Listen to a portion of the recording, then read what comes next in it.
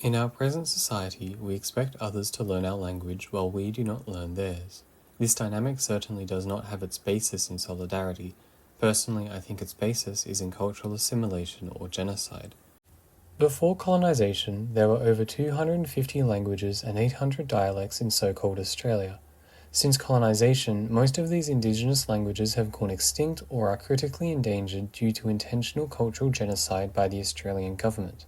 The settlers who created the state of Australia violently imposed the English language on all those who inhabited the land, and as the present comes from the past, the present relationship dynamics around language reflect this history and exist within its context.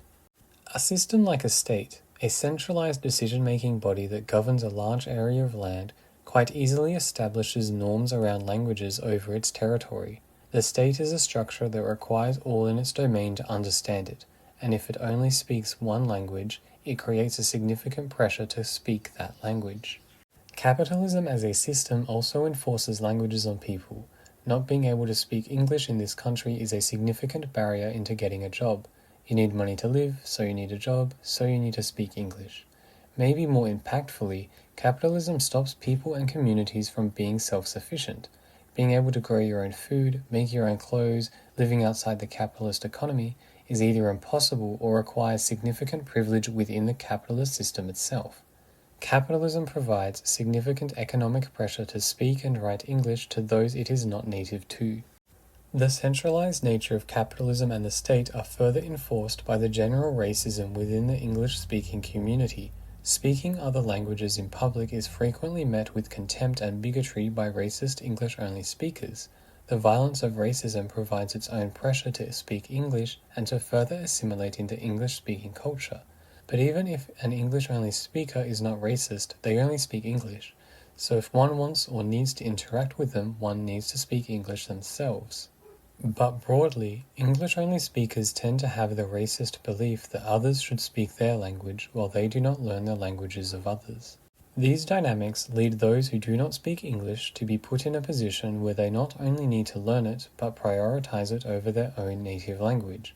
This of course affects people who immigrate here, but most importantly historically it affects and has affected Indigenous and colonized people. And those who do speak English tend to have no incentive to learn other languages, as they see it as normal for everyone to accommodate to their language. Minority languages, or languages not part of the dominant culture, fall by the wayside. People do not learn them, and those speaking them speak them less. These dynamics around language that exist in our country are aspects of cultural genocide. Two groups of people come into contact with each other. Neither group speaks the other's language. What do these two groups do? If both groups had solidarity with each other, they would both learn the other's language. They would not, like we do in our society, expect the other group to learn their language while not learning the other's language. In the absence of dominant cultures enforced through violence, the only incentive that exists for learning another language is wanting to interact with people who use that language. And when people no longer view the earth as their property, but instead as the common inheritance of all, another group of people coming into contact with yours will mean that in order to work together in living on the land, both groups will need to learn the other's language. Expecting others to learn your language while you don't learn theirs is holding others to a standard that you yourself are not following. This can only be enforced through violence, either by direct coercion or by establishing a system similar to private property, where you attempt to forbid others from using land. So, in a society based on solidarity, people and cultures would learn the languages of those they share community with. People would not violently be forced or force others to learn a language. Capitalism, the state, white supremacy, and ableism need to be abolished to stop the forceful assimilation of other cultures into the dominant culture. Although, hopefully these are things you're already trying to do. But if you are someone who lives with other language communities, there are other things you can do. Can you claim to have solidarity with other communities if you have no intention on learning their languages, instead perpetuating the oppressive culture that makes them speak ours? Can you claim solidarity if you play a role in perpetuating the cultural dynamics that make minority cultures and languages assimilate into your dominant culture or language? Hopefully you can understand the answer to these questions is a clear no. The issue around language dynamics is not just a structural one. Every person who has the attitude that others should speak their language while not learning the languages of those they share community with is a person perpetuating the issue. An effort needs to be made to encourage people to learn the languages of others while allowing them to speak their native languages.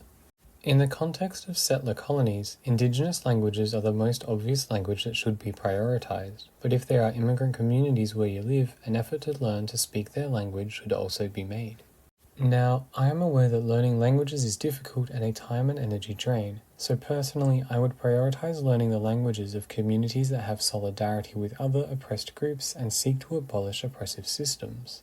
Learning the language of a community that seeks to obtain power within our oppressive society is probably time that would be better spent learning the language of a group willing to have solidarity with you and everyone else. Every community is also different, so how communities combat the assimilation of minority cultures will be different in different places. I think most importantly we need to act in the present the same way we would act in the future liberatory society. What we need to do is think to ourselves, is how I am acting today reflecting how I think people should act in the future? If a political scene has two prominent language cultures within it, both cultures should learn the other's language, and maybe they can make a Creole language specific to their community. Like if 100% of a political scene speaks one language, but 50% also speaks another language, the 50% that do not speak the second language should make an effort to learn it. But cases like this are not common to my understanding. One potential way to build community with multiple minority language groups could be to hold cultural exchange events where people are encouraged to teach others phrases, jokes, sayings, and other things in their native language or languages, and have others learn to use these phrases in the radical political scene. I think that doing something like this can be seen as cultural exchange between different communities, and it allows people to reduce the amount they must assimilate into the dominant culture. There are likely many solutions to this problem, and communities will need to work out solutions that work for their specific contexts.